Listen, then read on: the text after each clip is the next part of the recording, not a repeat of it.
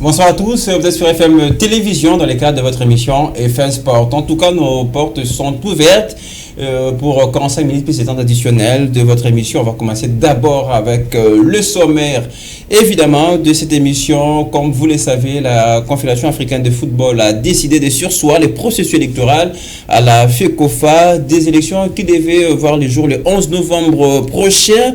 La CAF, pendant ce temps, évoque des irrégularités dans le processus. Pourquoi tant de perplexité voilà, autour de ces élections? On va s'interroger avec nos invités au cours de cette émission.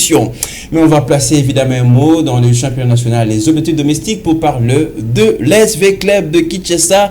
Rien ne va pour le vert et noir, éternel prétendant au titre national, se trouve méconnaissable, voilà, dénaturé, on va dire comme ça. Nouvelle défaite à Kindu, la 4e de la saison, n'est pas la goutte qui fait déborder le vase. On en parlera avec nos invités.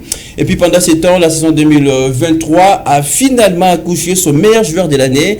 Pour la 8e fois de son histoire, la Poudre remporte à nouveau le Ballon d'Or, dévassant Alan Mbappé. Lionel Messi est-il infiniment grand? On en parlera avec plus de précision au cours de cette émission. On reçoit évidemment dans cette émission pour parler, on va recevoir l'initiateur, le président de la structure Génération Montante. C'est quoi les concepts? Et voilà, c'est quoi l'offre sportive? Évidemment, c'est quelqu'un de la maison habituée de l'émission, François Emanga, avec nous sur ce plateau. Bonsoir et bienvenue. Bonsoir Lionel, bonsoir à mes confrères qui sont en face, bonsoir à celles et ceux qui aiment toujours suivre cette émission sportive FM. J'espère que ça sera vraiment un honneur de pouvoir parler de notre structure, mais également aussi parler de l'actualité qui est hebdomadairement marquée dans le monde des sports. Déjà pour préciser, la structure regroupe les journalistes sportifs de la nouvelle génération, on va les dire comme ça. Je fais partie de la structure, les amis à côté également. On va placer un mot. C'est un plaisir. Voilà, pour rendre un petit peu clair la chose, ça me permet également de recevoir Enoch Engo et Joseph Majondo. Bonsoir à tous les deux. Bonsoir. Habitué de l'émission, je rappelle, membre également de la structure Génération Montante. Voilà, on va placer un mot avant de terminer complètement cette émission, largement préparée par Florent Kita, Torres Atibo, Enoch Mafouka nous aide évidemment à arriver chez vous dans de très bonnes conditions. On va passer naturellement par nos rubriques. Le triple, les temps additionnels avant de sanctionner complètement cette émission. L'équipe en régie assurée par Gaylor Moya. Et voilà, donc Benjamin Makolo qui assure la réalisation de cette émission. Vous avez les programmes, tout est prêt, on n'attend plus rien, le débat sont ouverts.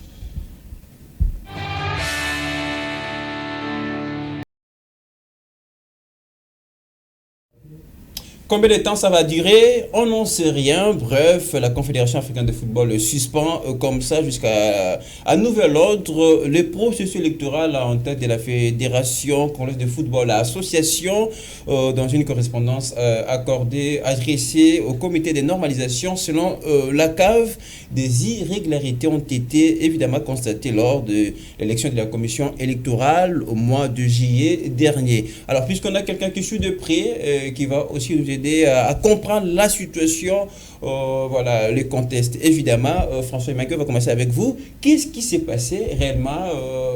C'est une décision, on a l'impression, qui nous tombe dessus de la CAF suspendant les processus électoraux. C'était un 22 juillet 2023, il y avait l'Assemblée générale extraordinaire élective de la Fédération congolaise de football association. Vous savez, au départ, il y avait certains couacs que nous pouvons évoquer avec le dernier Clémentin Pembe qui avait un tout petit peu perturbé l'ordre avant le début de cette Assemblée générale extraordinaire. Et après, elle avait eu lieu. C'était au cours de cette Assemblée qu'on devait élire la commission électorale. Ouais, d'une manière assez officielle, la commission électorale, c'est-à-dire le membre de la commission électorale, le membre de recours. En fait, ça a été élu, mais il y avait quand même un petit souci au niveau de l'éligibilité de certains candidats. Tout à fait. Puisque là, la CAF évoque l'article 65 qui peut être violé. Voilà. Il y avait certaines personnes qui ne répondaient pas aux normes. C'est la raison pour laquelle il y avait, on avait un tout petit peu interrompu la séance, et après concertation entre les membres du CONOR, ils ont constaté que non, on peut revenir. On a y accordé à ces candidats-là l'opportunité de pouvoir être éligibles pendant ces moments, et après il y a eu élection. Après élection, on a vite constaté, on a eu à discuter encore une fois de plus, est-ce que ça ne pourra pas, il n'y aura pas des retombées après avoir validé les candidatures ou la candidature de certaines personnes qui ne répondaient pas au statut de la fédération, qui reste jusqu'ici conforme à la CAF et à la FIFA. Et après cela, on savait toujours que ça pourrait arriver, ça pouvait arriver, avec le travail qui a été fait par le membre de la commission électorale, mais également le membre des recours. Il y a eu un travail qui s'est fait dans les ententes, mais également aussi il y a eu des élections qui se sont déroulées. Et après, la CAF a constaté, en suivant de près les candidatures de tout un chacun ou de ceux qui ont été élus dans les comités. Qui faisaient partie de cette commission électorale. La commission électorale. La CAF a constaté qu'il y a des irrégularités. C'est la raison pour laquelle elle a demandé que les processus électoraux soient interrompus. Mais on attend d'abord le retour. Mais il y a une question avant de faire circuler la parole en 30 secondes. Ce sont, vous parlez des assemblées qui a eu lieu depuis le mois de juillet. Mais pourquoi attendre juste proche des élections pour suspendre alors que ces assises ont eu lieu quand même il y a quelques temps déjà passé. Il faut comprendre premièrement que cette décision n'émane pas a priori de la CAF. C'est-à-dire qu'il y a eu des candidats d'ici qui ont eu à demander auprès de la CAF ou introduire des lettres auprès de la CAF pour que le processus électoral soit interrompu. Ça ne provient pas ou ça n'émane pas directement de la CAF. C'est par rapport aux Congolais qui ont eu à demander, qui ont constaté que non, ça ne marchait pas. Il y a toujours de mauvais comportements, de mauvaises habitudes, des anciennes habitudes qui ont perpétré dans le mental du football congolais ou dans la sphère du football congolais. C'est la raison pour laquelle la CAF a répondu favorablement à cette demande après avoir étudié les cas et après avoir compris que non, il y avait réellement l'irrégularité. Alors, Joseph Jondor, nous sommes désormais à 10 jours de ce jour de vote. En tout cas, on rappelle, les élections devaient avoir lieu les 11 novembre. De ces mois, on précise. Est-ce que, vu les choses, la situation, on ne sait pas combien de temps ça va prendre, émanant justement de la CAF, est-ce qu'on ne peut pas dire que des élections deviennent hypothétiques? Bon, la mission d'abord principale du CONOR était de normaliser les choses. Quand ils sont arrivés, ils ont trouvé vraiment des désordres un peu partout dans la fédération. Est-ce que le comité est en train de normaliser? Est-ce que le comité a pu normaliser les choses? Mais nous sommes en train d'avancer. Voilà, il y a eu trop de problèmes, il y a eu trop de déchets dans la fédération congolaise de football, y compris même les équipes. On a vu Dari Kemote un peu, mais qui était même saccagé. Le CONOR voit les degrés du désordre qu'il y a au sein de notre fédération. Le CONOR a tout son temps d'aller, n'est-ce pas, normaliser les choses. Et voilà, aujourd'hui, on repose des élections pour dire, bon, la CAF elle-même, la CAF, la Confédération africaine, qui a les monopoles d'ailleurs, qui avait mis en place le CONOR. Aujourd'hui, la CAF, elle a décidé. Vous avez commencé, pardon, excusez-moi de vous interrompre, par rappeler la mission du CONOR qui était de organiser les élections, de gérer les affaires courantes, etc. Mais quand on voit, le constat fait qu'après la commission qui a été installée pour organiser les élections a été mise en place avec beaucoup d'irrégularités, etc. Est-ce que le CONOR n'a pas aussi une part de responsabilité dans tout ça? Certainement. Est-ce que ce CONOR a vraiment normalisé le football congolais? Certainement, on ne peut pas donner un 10 sur 10 tout de suite au CONOR parce que eux aussi, le CONOR, le comité, n'est-ce pas, de normalisation a aussi une part de responsabilité. On a aussi des reproches à faire au CONOR parce que depuis qu'il est là, les Congolais disent qu'il crée aussi des problèmes. Bien qu'il est comité de normalisation d'une part, le CONOR est aussi en train de créer des problèmes ici à la fédération. Alors, moi je pense bien que d'une part, bien que la CAF a décidé de reporter les élections, la CAF doit aussi reprocher au CONOR parce que le CONOR, il y a beaucoup de reproches sur ces comités de normalisation parce qu'il n'a pas tout normalisé, bien que sa mission principale est, n'est-ce pas, de normaliser les choses, mais le CONOR aujourd'hui est reproché aussi de beaucoup de choses. Alors, est-ce que dans tout ça, on ne va pas dire que c'est la manœuvre de la CAF, puisque c'est la CAF qui nous a amené cette histoire du CONOR, mais aujourd'hui, la CAF va suspendre les processus. Est-ce que la CAF ne joue pas aussi un rôle assez important, même dans l'anonymat, on a l'impression? Non, mais la CAF ne peut pas, je veux dire, comment la CAF, c'est pas à elle. Donc il faut comprendre que la CAF voudrait à ce que les élections se passent dans la conformité. Vous voyez? Et donc je pense que mon frère François Emangue a tout raclé. Mais c'est ce que l'on doit retenir après cette information que moi je le récite dans cette matinée. Et j'ai directement lu certains articles et il y a d'autres qui sont en train de jeter la poisse au comité de. Pardon, un instant. Comment ces irrégularités sont passées sous les yeux du CONOR sans que le CONOR se rende compte qu'il y avait violation de l'article 65 Le par problème, exemple. nous voulons que le résultat soit directement, rapidement. On se réveille le lendemain et directement on a des résultats. Non. Le CONOR a des objectifs à résoudre. Et vous le savez parfaitement bien, il y a eu un bazar total dans cette fédération. On attendait vraiment que les choses se reprennent, on attendait que le championnat reprenne, on attendait qu'on ait le résultat. Mais ça, c'est une autre chose. La CAF suspend les élections tant attendues, espérées par les Congolais il y a quelques jours. Vous voulez qu'on soit calme, vous voulez les élections, la CAF incarne le monopole de élections sont très importantes et ça doit se passer dans l'irrégularité et dans la conformité. Mais maintenant, on est à 10 jours. Est-ce qu'il y aura finalement élection cette année? Non, mais on attend. Et d'ailleurs, le communiqué a été bien précisé. On attend jusqu'à un nouvel ordre. Donc, ça dit ça peut aller au-delà. Ça peut aller au-delà. Nous amenons en 2024 alors qu'on avait besoin d'avoir des dirigeants. Et ce qui est clair, il y a l'irrégularité. Mais comment le CONOR n'a pas vu ça? Je vais répondre à cette question. C'est clair, si vous lisez les communiqués de la CAF, vous allez comprendre à quel niveau ça pose pépin. Et puis, on revient directement dans la même assemblée générale extraordinaire, vous allez comprendre qu'il y avait déjà certains candidats qui ont été mis de côté par les CONOR. Et après, il y a eu des revendications. Et les CONOR a dit, est-ce que tel a assumé tel ou tel autre poste? Le monsieur on dit non. Et puis le CONOR a constaté c'est-à-dire on a eu à faire une erreur, peut-être la personne n'assumait pas tel ou tel autre poste. Et après on a compris que certains candidats avaient dissimulé leurs fonctions. Exactement. Vous avez compris, vous allez lire dans les communiqués, vous allez comprendre qu'il y avait de personnes qui ont dissimulé leur fonction. Il faut dédouaner le CONOR à tout ce qui arrive. Il y avait une interruption, vous allez comprendre que lors de l'Assemblée, il y avait une interruption. On est resté sur à 10 à 15 minutes en train de cogiter ensemble pour comprendre qu'est-ce qui allait ou qu'est-ce qui n'allait pas. Et puis après, on a jugé bon que non. Les gens répondaient aux normes, tandis qu'ils ne répondaient pas aux normes. Et après une étude qui a été faite par la CAF et aussi avec les personnes qui ont eu à demander ou à introduire certaines demandes auprès de la CAF, ils ont constaté qu'il y avait des personnes qui dissimulaient leur poste. Et après, il faut qu'on puisse mettre un terme à ça. Mais c'est vrai, cette situation crée beaucoup de réactions. On va citer entre autres celle de l'ex-président de la FIECOFA, Constant Marie, qui dans ses propos dit qu'il faut aussi que la CAF essaye de suspendre aussi le comité de normalisation qui a failli évidemment à sa mission. Êtes-vous d'avis de Constant Marie? Est-ce qu'aujourd'hui, il avait prédit quelque temps après ce qui allait arriver au football congolais? C'est ce qu'on est évidemment en train de vivre. Est-ce qu'il ne faut pas aussi mettre à côté, changer le comité de normalisation? Mais c'est ça que je viens de dire d'entrée de jeu ici.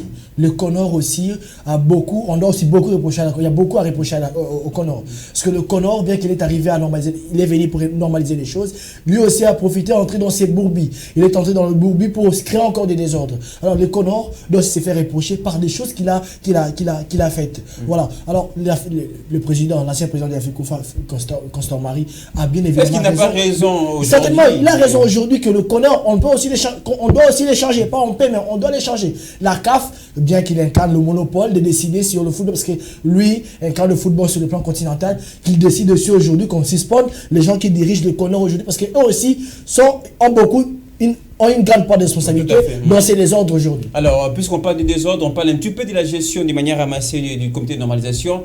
Tout à l'heure, on parlait il y a quelques jours de l'élimination de nos léopards dames, où on a vu le CONOR qui gère quand ce sont les messieurs qui jouent, le CONOR qui a cédé la gestion également à l'instance qui gère le football féminin. Est-ce que le CONOR est aussi exemplaire ou épargné dans tout ce qui arrive? Est-ce que vraiment il a réussi à normaliser? 7 mois aujourd'hui, on rappelle, 7 mois depuis que le CONOR est installé. Quand on voit le léopard dame éliminé, est-ce que c'est le problème des CONOR? Mais on a l'impression que le CONOR a cédé la gestion. Voilà. Ce n'est pas, c'est pas à cause de CONOR. Arrêtez de dire ça. On a vu d'ailleurs les choses tactiques. Moi, je n'étais pas du tout d'accord. Les filles qui ont été en grève avec les matchs, il y a question d'argent, tout ça. Ce match-là, On n'a pas vu les Conors se prononcer. Non. Quand nous avons une équipe face à nous, il y a l'Afrique d'ici, là où il y a tout est structuré, il faut le souligner. Ils étaient championnes lors de la dernière CAN, lors de la dernière édition. Vous parlez de avant d'arriver sur le terrain, évidemment, la mission également de normaliser, de structurer le football. Avant d'arriver sur le terrain, quand on voit dans ce match-là, il y a eu des problèmes trop tactiques dans ce match et c'est ça qui nous a éliminés. Je revenons sur le sujet. Le Conor, il faut donner le temps. Qu'est-ce que l'on doit reprocher à Conor? Moi, mais quel temps, puisque les élections devaient en principe avoir lieu, initialement les élections étaient prévues les 11, quel temps vous demandez? On ressent de la lourdeur de la prise de décision lorsqu'on avait vu l'histoire de Maniema, lorsqu'on devait envoyer la liste pour les équipes qui devaient représenter la nation. C'est un tout petit peu que je ressens un peu de la lourdeur dans ces comités de la CAF, voilà. Bon. Alors, la CAF, il faut retenir ces communiqués, c'est la CAF qui l'a rédigé. Donc, la CAF a eu le temps de scruter, qu'il y a eu des irrégularités, qu'il y a eu des inconformités dans cette affaire. Et c'est ainsi qu'il a pris une décision qui était claire. Il ne faut pas suivre le propos Constant Marie. Moi, je ne suis pas d'accord. On a fait qui relayer, en tout cas, ces propos sur ce plateau. Alors, à titre d'exemplarité, François Emangué, partout, la CAF a installé des comités de normalisation. On a vu que les choses ne marchaient pas comme prévu. Je vais citer à Cap-Vert, on va citer évidemment Guinée, je ne vois pas laquelle, mais finalement on a l'impression que c'est ça la politique. Les Conors arrivent pour les élections tardent à arriver. Jusqu'à aujourd'hui au Cap-Vert en Guinée, il n'y a pas toutes les élections. Est-ce que nous ne risquons pas de passer par le même chemin, attendre très longtemps ces élections? En fait, nous retenons toujours une chose, c'est normaliser. Quand on parle du comité de normalisation, vous voulez normaliser les choses. Tandis que vous oubliez une chose, les changements est tout un processus de temps. Ouais. Ça demande que nous puissions sensibiliser les gens, essayer de bannir les mauvaises habitudes ou les anciennes habitudes que nous avons aujourd'hui. Et puis, ce qui m'étonne, c'est de voir que jusqu'à ce stade, il y a des gens qui veulent être des candidats uniques, qui veulent toujours promouvoir encore le mauvais comportement que les Conors est venu pour bannir. Parce que vous pouvez me demander 1001 fois, je vous dirai toujours, les Conors est là pour pouvoir ramener... Alors, si jamais on avait des élections le 11 novembre, c'est-à-dire la mission du Conor allait s'arrêter, et qu'est-ce qu'on allait retenir du Conor? C'est ça, simplement. C'est ça la grande question. C'est la grande question. Le changement prendra le temps, le changement va arriver. Qu'est-ce qu'on va retenir? Écoutez, moi je reviens toujours dans vos mots. Vous avez dit ici, les Conor est là pour... normaliser les choses, organiser les élections et gérer les affaires courantes. Quand on parle de gérer les affaires courantes, en parlant d'abord de Léopard Monsieur, les Conors a trouvé Léopard Monsieur avec 0 points. On est à 12 points, on est qualifié pour... Là, ça marche alors pour le FI. Mais laissez-moi continuer alors. 2 points de mesure. Là, maintenant, je vous vois comme si... Ce n'est pas la même chose. Vous venez maintenant mon co-débatteur au lieu d'être... Non, pas du tout. Voilà. Il fait qu'entendre, voilà. Peut-être vous plaisez de voir que nos Léopards sont qualifiés pour la candidature du 2023. C'est la fierté nationale. Mais ça se déroulera en 2024, la situation météorologique oblige. Mais moi, je reviens avec nos dames. Il faut comprendre qu'il y a toujours des décisions qui viennent. Il faut comprendre comment ça se passe, pourquoi nos dames n'ont pas été servies à temps. Qu'est-ce qu'il y a eu comme problème? Si on revient encore sur les RDG, ce n'est pas les Conors. Ça ne sera pas le débat. Un dernier mot sur les Conors, on termine par là. Oui, ça c'est autre chose quand même. Un dernier mot pour les Conors ou sur les Conors. Vous qui suivrez de près les Conors, je répète. Moi je vais vous dire, jusqu'ici, les Conors est en train de faire son travail. Les Conors est arrivé, il n'y avait pas la traçabilité financière, j'y arrive. Et maintenant, on a la Rabobank qui a surtout. Et voilà, tous ceux qui entrent au niveau de la caisse de la Fédération Congolaise de Football Association, vous savez où retrouver cela. Ce n'est plus, donc ça ne passe pas par express comme ça a été. La bancarisation, on va dire comme ça. La bancarisation, si on peut le dire ainsi. Et on parle aussi de la manière dont les contrats avec Umbro, l'équipementier Umbro a été signé. C'est bien évidemment que c'est avec les comités AI de Tumanga, mais la mise en place, les contrats, les protocoles d'accords respectés par les François Emangué. Ce n'est plus pareil. Vous voyez que toutes les équipes nationales sont habillées comme il le faut et elles sont servies à temps voulu. Nous allons aussi parler, moi je reviens à vous. Mais si aujourd'hui les équipes congolaises sont éliminées dans les coupes interclubs de la CAF, par exemple 8 clubs, Avec les voulez billes. dire, c'est- Mais c'est ça. J'allais évoquer les cas Mané Maïno et Dakleb Motema Pembe. Écoutez-moi, Pourquoi le nom n'était pas vite remis à la CAF? mais Le Conor a il retardé faut les choses. comprendre, c'est un problème de délai. Mais c'est On vous dit- l'une des échecs du Conor. Non, ce n'est pas un échec, il faut comprendre à quel niveau. Dans un club a des problèmes. Chaque année, on disait dans un club, Motema Pembe, il faut régulariser les problèmes, il faut résoudre ces problèmes. Dans un club, vous voyez comme si c'était de la blague. Et puis après, on invalide dans un club Motema Pembe. C'était une décision à respecter. Si vous voulez le développement du football, il faut parfois accepter certaines décisions. Oui, Et quand on arrive à ces moments-là, aussi comme sanction pour aider à avancer. Il faut accepter ce qui est arrivé. Et après, on est à ces stades où vous pouvez dire que nos clubs ont été éliminés d'une manière assez honteuse. Mais ici, il faut comprendre qu'il n'y avait pas un championnat. Merci. Il n'y avait pas vraiment quelque chose à se mettre sous la dent. Il faut Moi, j'ai assumer évoqué et tout revenir à le zéro cas pour Mané pouvoir Maï, voir. Dakleb Le cas Motema Mané, moi, Pembe. je- La responsabilité est réglée. Tout à fait. C'est bon, Il y a des changements qu'on peut constater évidemment avec la gestion du comité d'investigation, même si il y a encore quelques quoi qui se posent des soucis. Maintenant, la question c'est de savoir est-ce qu'on aura des élections, est-ce que ça va retarder, est-ce que ça va venir ou on ne sait pas s'il faut se désespérer, mais on va continuer à suivre pour l'intérêt du football congolais. On attend calmement les élections et surtout au Conor qui gère jusque-là les affaires courantes. Allez, on va passer à autre chose. On va placer un mot de champion national pour parler des clubs.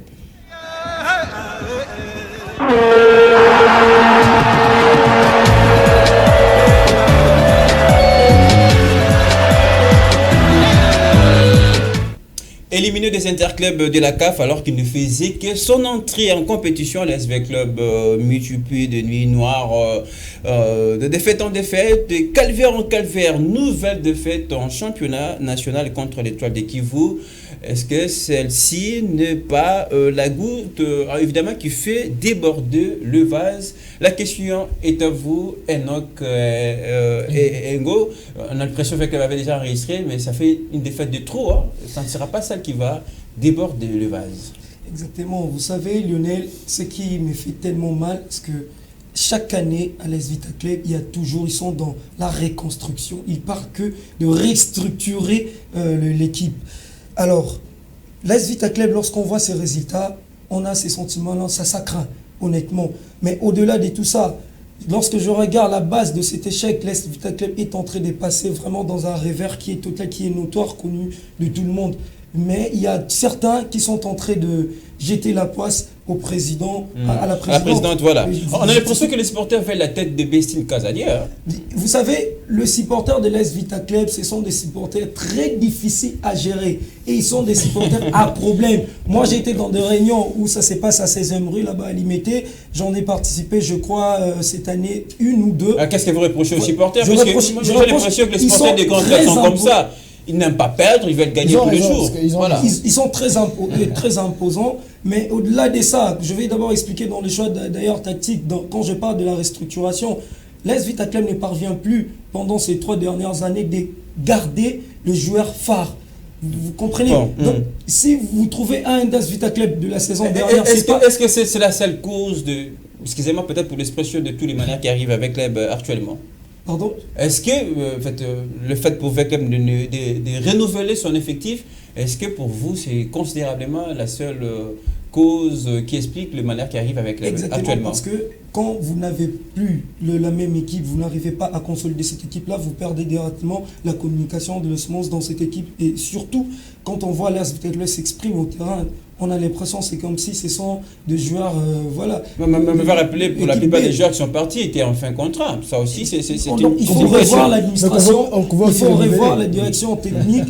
Et donc, faire en sorte qu'ils gardent d'abord de fruits, des bons joueurs de l'AS Vita Club. Surtout, moi, ça me revient de l'année où le président Amis Tangofor, tout le monde a crié, Amis Tangofor devait partir. Mais c'est le vrai président, c'est le meilleur même président de cette équipe. Mais attendez, il a consolidé les bons joueurs. Les supporters qui ont poussé aussi toute l'épopée de Moubele à la sortie. L'épopée de Moubele, avant que Moubele soit élu plébiscité meilleur joueur africain, on a vu il a joué presque 2-3 saisons avec l'AS Vita Club. Donc, on doit revoir d'abord la direction technique, faire en sorte que l'on garde de meilleurs joueurs et on verra l'identité de l'AS Vita Club. Si on continue toujours à restructurer, à avoir de nouveaux recrues chaque année, des trentaines de recrues, j'espère pas que l'AS Vita Club pourront... François, j'ai des questions pour vous rapidement en parlant de Veclub actuellement qui se trouve dans une impasse. Voilà. inédite, on va dire, pour cette équipe de V-Club, avec 4 défaites déjà enregistrées. Mais des questions rapidement, et puisqu'il a rappelé la belle époque, est-ce qu'on peut dire V-Club, c'est la fin d'une génération, la belle époque qu'on a connue? Deuxième question, comment séparer sur papier les côtés administratifs et la réalité sur terrain, puisqu'on ne va pas jeter de l'opprobre entièrement à la présidence, ce n'est pas la présidente qui donne des tactiques sur terrain. C'est incroyable de pouvoir mettre des côtés. Les côtés administratifs et la réalité sur les terrains. C'est l'administration qui fait de sorte que le terrain puisse qui nourrit le terrain. Qui fait de sorte que l'accompagnement, cette symbiose, cette connivence qu'il y a entre ce que vous organisez, l'organisation et dans l'administration, et après, ça retombe sur les joueurs. Quand les joueurs sont bien traités, sont bien payés, répondent ou vous répondez à tous les besoins que les joueurs peuvent avoir ou le staff technique, vous allez voir que ça pourra donner ce que vous voulez. Et V-Club veut se faire une place au soleil dans un contexte qui reste jusqu'ici irréalisable. Et dans le milieu sportif, ça n'a jamais été. Je pense que peut-être avec Ajax, ça c'est une particularité. Vous avez libéré tous les joueurs, et vous voulez prendre des joueurs dont vous commencerez à payer à votre guise, c'est-à-dire quand vous en avez, vous payez les joueurs, quand vous n'en avez pas, vous leur dites, tu es venu ici pour que V-Club te fasse et non pour que tu fasses V-Club. C'est-à-dire, vous prenez l'équipe au détriment des athlètes. C'est ça maintenant qui pose problème. Mais en parlant de ces nouveaux joueurs, il y a aussi la question de leur niveau. Mais je voulais quand même que vous répondiez à ma première question. Est-ce que ce n'est pas la belle génération, l'épopée qui passe, hein, en tout cas, en évoquant avec les... Vous parlez de la belle génération. C'est quoi une belle génération? Une belle génération, c'est quand nous avons un projet et nous arrivons à atteindre ces projets-là, à atteindre nos objectifs et nos ambitions. Quand vous parlez de la belle génération, moi je peux me rappeler 2014-2018 avec Florent Ibenge. Ça, quand même, on savait comment... Au contraire, parler de la fin de cycle, par exemple, fin de cycle. Mais il faut comprendre, il y en avait déjà. Quand Tango Fort part, Bestine Kazadi s'installe pour essayer de vous faire... Et pourtant, il nous a promis de faire avec le Barça. Il faut comprendre que Bestine arrive, il veut faire quelque chose qui n'a pas un nom. Peut-être vous avez un nom que vous venez de dire. Il veut créer quelque chose qui n'existe pas dans la sphère footballistique. Et du coup, ça paye cash. Voilà maintenant qu'est-ce qui est venu Vita Club dans un bis... 4 défaites déjà. Et puis si nous voulons parler aussi au niveau des défaites, il faut comprendre que Raoul Chungu ne sait pas au niveau aussi. Non, ce n'est pas question de niveau. Il ne sait pas comment ça se passe. Il au bout de ses idées. Il n'a rien à faire, mon cher. Quand vous me dites de faire avec, je fais avec. Et je vous montre que je fais avec. Il y a des limites en tout cas. Bon. Vous allez comprendre que ça n'allait pas et puis Joseph, améliorer les choses. moi je sais quand même l'AS Club de Kinshasa, je l'ai dit au début, le prétendant éternel au titre national. Et comment faire pour rebondir, puisqu'on va rappeler le championnat est encore en cours et assez long, puisque la manche retour s'annonce déjà pour ce mois de novembre. Aujourd'hui, le club est méconnaissable.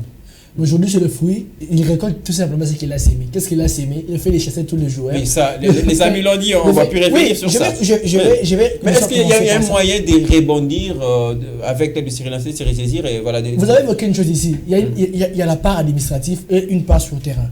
Pour que le terrain arrive, pour que le terrain soit bien préparé, pour que le terrain produise de bons fruits, on doit aussi s'attendre d'une grande part administrative qui doit bien gérer les choses. Aujourd'hui, moi, je serai clair. Pour que V-Club se rebondisse, pour que V-Club joue le play-off ou pour que V-Club aille chercher la compétition africaine, ils doivent tout simplement faire partie Bestine Kazadi et l'entraîneur Chico. C'est Raoul Chou. C'est simple, c'est clair. Oui, c'est clair. Désolé, cher Bestine Kazadi doit partir parce qu'elle a prouvé ses limites dans V-Club. V-Club aujourd'hui est méconnaissable. V-Club des années 2014 où on voit Moubélé, où on voit d'autres générations. Je vais me rappeler, tout n'était pas rose aussi à l'époque avec on décriait certaines choses. Jouer les phases de groupe de compétition africaine. Mais l'année passée, avec les métiers, la voie était visible. La voie était visible, exactement. En plus de cela, bien que V-Club à cette époque n'arrivait pas toujours à garder le même joueur pour 2 saisons, mais c'était pas comme aujourd'hui. C'était pas comme aujourd'hui. Même si vous, les années précédentes, même si, s'il vous plaît, terminez puisque là on va passer à autre chose. Même si les joueurs partaient pour de nouvelles saisons et ne jouaient pas des saisons, mais V-Club gardait toujours sa suprématie. C'est pas le cas avec, c'est pas le cas. Aujourd'hui, V-Club a le même nombre de points que Kouya, que Dauphin Noir. Aujourd'hui, V-Club est battu par Maniema Union. Maniema Union n'a jamais battu V-Club. Aujourd'hui, le dernier du groupe B, Étoile du Congo bat V-Club. Bon, on rappelle, c'est le Vecleb peut toujours revenir. Vecleb peut toujours trouver l'oxygène pour se remettre. Dans ce playoff-là, il y aura Mazembe, il y aura Lupopo, il y aura Manya encore. Est-ce que le Vecleb aura la place pour... Je pense que Vecleb a toujours sa place. Bestine doit partir, Raoul Choumou doit partir. On n'a pas malheureusement tout le temps. On va continuer à observer la situation de Vecleb. Désolé. Juste 30 secondes. S'il faut dire que Bestine, on doit l'exclure totalement dans l'AS Vita Club, je crois que ce sera un peu dur. Il peut y avoir un changement, on peut accepter. Bestine a été bon dans l'administration de chez l'AS Vita Club pendant même sous leur... Avant de devenir même président. Avant même de devenir présidente, même pendant la présidence. C'est quelqu'un qui maîtrise bien la maison. C'est quelqu'un qui maîtrise bien l'administration.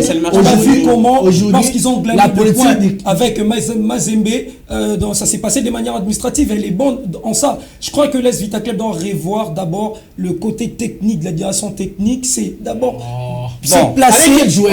On va pas les voir. Mais peut-être à la mi-saison. Le bon joueur dans l'AS Vita Club sont rencontrés dans le doigt comme ça. On peut en avoir 3. Justement, j'ai dit peut-être à la mi-saison. Oui, pourquoi ne pas chercher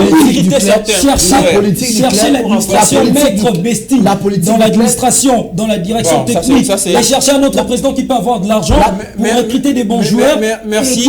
Quand on voit Maruf Tchaké qui a fait une saison exceptionnelle et un émotion exceptionnelle, il y a de la passion autour de cette situation des clubs. On va continuer à observer. On va parler du Ballon d'Or cette fois-ci.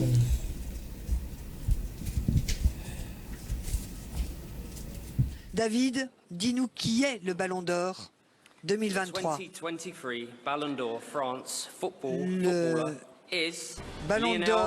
France Football 2023 est Lionel Messi.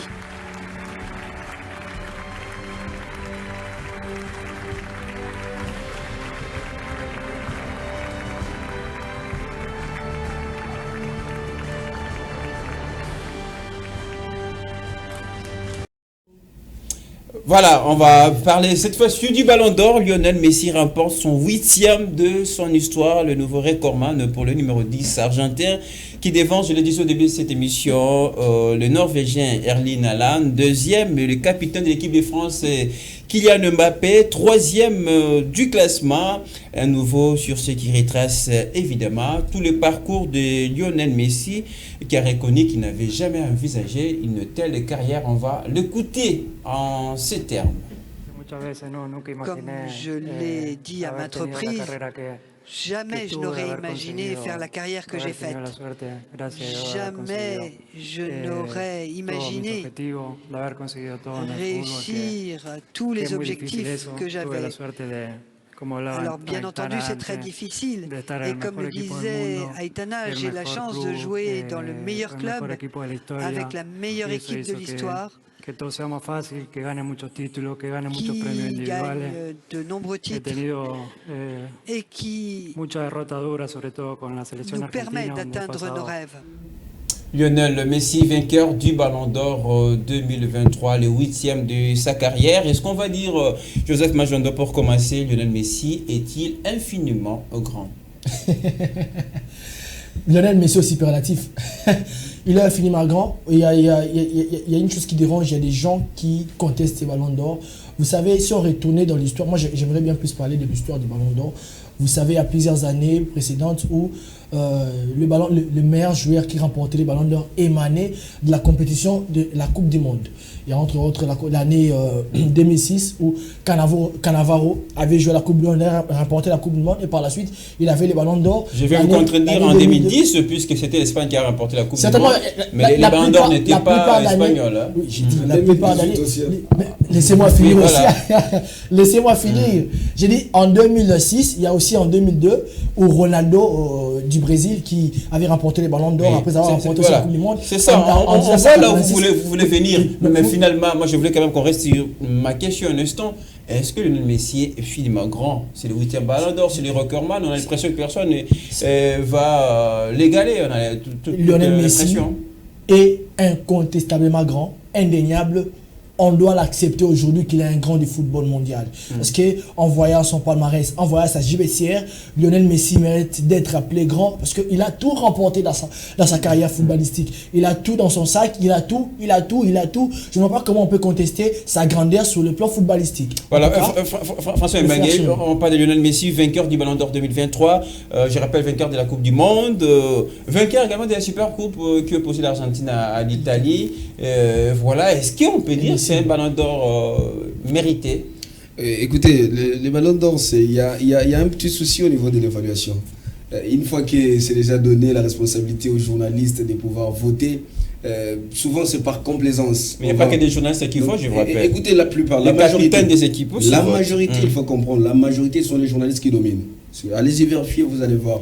Moi, à tout moment, je me rappelle encore en 2018, Mbappé, il n'y avait pas à égaler avec Mbappé. Moi, je ne peux pas parler de Modric, mais on a regardé, Modric a remporté la Ligue des Champions. On n'avait pas vu la Coupe du Monde. Mais Mbappé a remporté la Coupe du Monde. Tout fait, tout flamme. Mbappé met de côté Lionel Messi avec l'Argentine en huitième de finale. Mais arrive en finale, il remporte. Mais quand même, je vais vous préciser, Modric pesait individuellement, puisqu'on va rappeler quand même le Ballon d'Or est un trophée individuel. C'était un trophée individuel. Mais Mbappé, vous n'avez pas vu.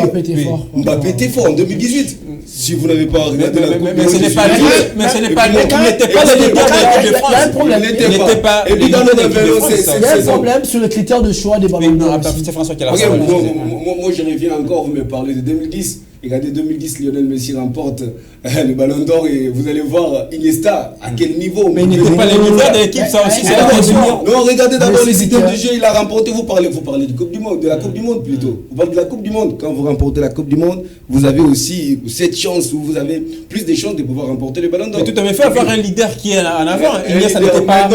Je vais vous dire. C'est un leader incontestable. Je vais vous dire, si Lionel Messi a remporté ce Ballon d'Or, c'est parce qu'il avait déjà une carrière assez époustouflante par rapport à tout ce qu'il a eu à faire pendant le monde, pendant au niveau de Barcelone, son parcours était flamboyant. Et après, il y a eu cette influence, jusqu'ici, parce que si on regarde bien sur papier, hormis la Coupe du Monde, c'est en 2022, hormis la Coupe du Monde. Deuxième meilleur buteur du PSG, meilleur passeur. Meilleur passeur, ça aussi. C'est ce que vous dites, si vous comparez, ça fait quand même où est-ce que vous allez mettre Haaland. Mais Haaland, qu'est-ce qu'il a remporté? Qu'est-ce qu'il a remporté?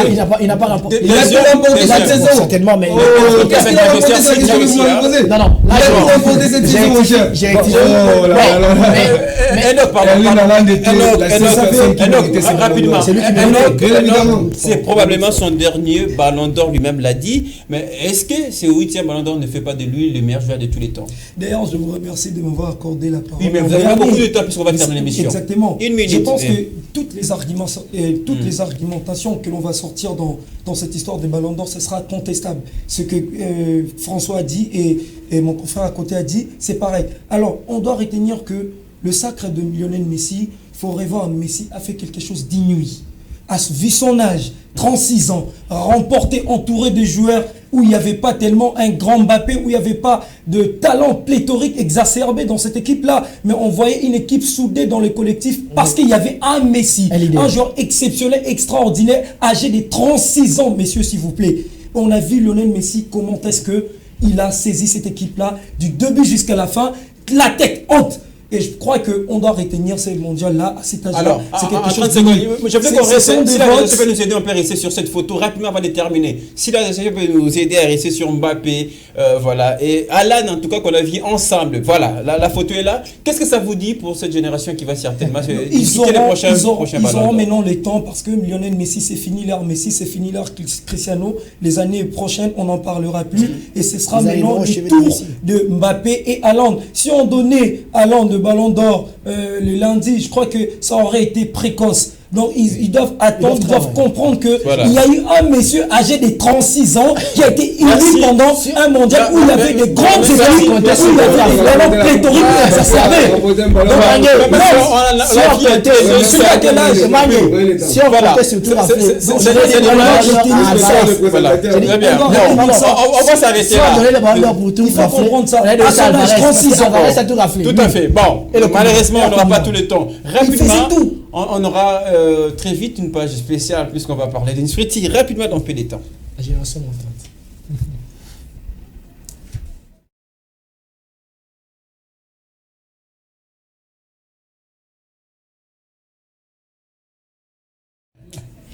Voilà, vous avez vu certainement à travers ces belles images, on va parler d'une structure qui regroupe les journalistes, et je l'ai dit au début de cette émission, dénommée Génération Montante. On a la chance d'avoir son président sur ce plateau qui va nous aider à comprendre un petit peu la recette pour ce qui est du sport congolais. Président François Emangué, et rapidement une première question, pourquoi d'abord la dénomination Génération Montante? En fait, on veut monter, tout le monde vise les hauts. Quand vous visez les hauts, il faut quand même avoir une définition qui attire directement, une définition qui est attractive, qui ne fait pas beaucoup réfléchir. Quand vous comprenez Génération Montante, vous comprenez qu'il y a la puissance, il y a la pression. On veut vraiment se booster vers l'avant. On ne veut pas reculer, on ne veut pas régresser. On veut tout simplement atteindre les sommets. Alors, c'est quoi l'objectif rapidement ou les objectifs de cette Génération Montante? Il faut comprendre qu'au départ, c'était tout à fait difficile d'arriver dans le milieu sportif en tant que journaliste sportif et se retrouver rapidement, faire des connaissances, nouer de très belles relations avec ses confrères. C'était tout à fait difficile, mais grâce à la Génération Montante, on est là d'abord pour booster, c'est-à-dire les faibles ou les forts aident le faible aussi à leur tour font de sorte qu'ils puissent devenir forts. C'est-à-dire on est là pour s'entraider et professionnellement d'abord, discuter profession, essayer quand même de montrer de sorte que tous ceux qui arrivent dans le milieu ou qui viennent fraîchement, qui proviennent fraîchement de la fac, puissent intégrer facilement ces mondes de journalistes sportifs. Parce que c'est si difficile, il y a des gens qui peuvent avoir des anecdotes à pouvoir raconter, mais à ce stade, avec cette structure, on pense que ça ne sera plus difficile de pouvoir se mettre on sent des ambitions, déjà comme cela est dénommé, la Génération Montante, etc. Mais est-ce que ce n'est pas une génération qui vient pour pousser le vieux, un peu à la porte de sortir? Non, si c'était le cas, on n'allait pas côtoyer certains grands frères ou les aînés, voilà. Pouvoir bénéficier de leur expérience. Parce qu'on a besoin de cette expérience, c'est ce qui va nous aider de rester sur les droits chemins au lieu de s'égarer. Notre objectif, c'est atteindre les sommets, mais pour atteindre les sommets, il faut respecter certaines normes. Et ces normes-là, avant de terminer, on voit l'image tout à l'heure avec l'aide de la réalisation, c'est les matchs de loisirs que la génération a pu se produire en tout cas, qui a été l'occasion aussi pour vous de relancer la structure. Parlez-nous en quelques secondes de ces matchs. Oui, le match, c'est un match de loisirs. Tout le monde veut les loisirs, tout le monde veut toujours se régaler à tout le monde. Ça servait à quoi quand même ces matchs pour la Génération Montante? D'abord, certains avaient de difficultés de pouvoir se rencontrer, de se réunir, mais grâce à cette rencontre ou à ces matchs de loisirs, on a eu d'abord la chance de se connaître entre nous, essayer de se rencontrer et cultiver encore plus ample connaissance entre nous, et ça nous a permis aussi de fixer encore d'autres objectifs, même si on s'est voyé dans le cours de route, on s'est salué aisément, on s'est connu maintenant. Facialement, on a quand même... Une dernière question pour terminer, boucler ces sujets chez les Générations Montantes, même si on va continuer à observer tout ce qui va avec la structure. C'est la même première structure quand même qui regroupe les journalistes sportifs, ça existe en tout cas, mais c'est quoi la recette, c'est quoi l'offre que vous apportez en 30 secondes? Oui, en 30 secondes, il faut comprendre que nous, d'abord, nous bannissons l'ego. Ce n'est pas notre manière. Ce que nous voulons donner la chance à tout le monde.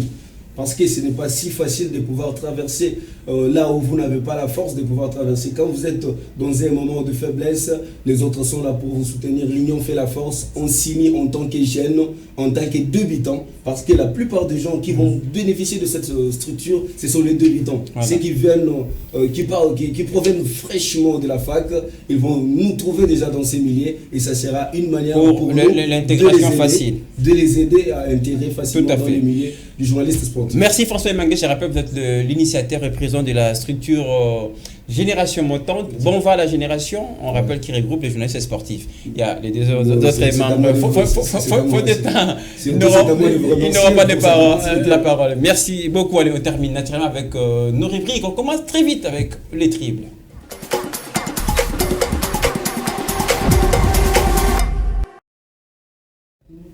Lequel de nos invités va attribuer l'autre? Eh bien, Madame Michon, vous convie à la rubrique Les Triples. On va le faire en 30 secondes puisqu'on est vraiment à la fin de l'émission. Après son élimination à l'African Football League, quel avenir pour le tout-puissant Mazembe? C'est le représentant congolais en Ligue des Champions. On commence avec vous rapidement. Quel avenir pour Mazembe? Avec Mazembe, j'allais dire... Avec c'est déjà passé. Mazembe, j'allais dire... on a senti quand même dès le début de la saison une équipe ambitieuse, une équipe qui a de l'envie d'aller chercher vraiment à revenir comme le Mazembe qu'on a connu avant. Oui, ça promet bien qu'ils sont éliminés précocement dans la compétition. Mazembe se sortira quand même. Ça sortira quand même pour la compétition qui est en cours. Rapidement, François Imangué, quel avenir pour Mazembe? Mazembe est sur un bon chemin et quand moi je vois Mazembe avec tout ce qu'ils ont un pied donné dès le départ, vous avez vu qu'il n'y avait pas de défaite, même s'ils ont été éliminés précocement lors de cette nouvelle compétition. Même si on va dire la cagnotte va aider. Non, il faut comprendre que ce n'est pas à regretter. On va revenir et refaire encore pour essayer de se projeter. Rapidement, Ngo. Bon, malgré le revers qu'ils ont eu pendant la compétition, là, je crois que moi je suis confiant pour Mazembe. Ils ont un entraîneur qui connaît mieux la maison. Il y a des joueurs déjà qui sont en pleine confiance. Et voilà, je crois que donc ils Mazembe, ont l'avenir. Voilà, il y a de l'avenir. Merci. Allez, on termine rapidement avec le temps additionnel pour sanctionner complètement l'émission. C'est à nos invités de faire l'émission.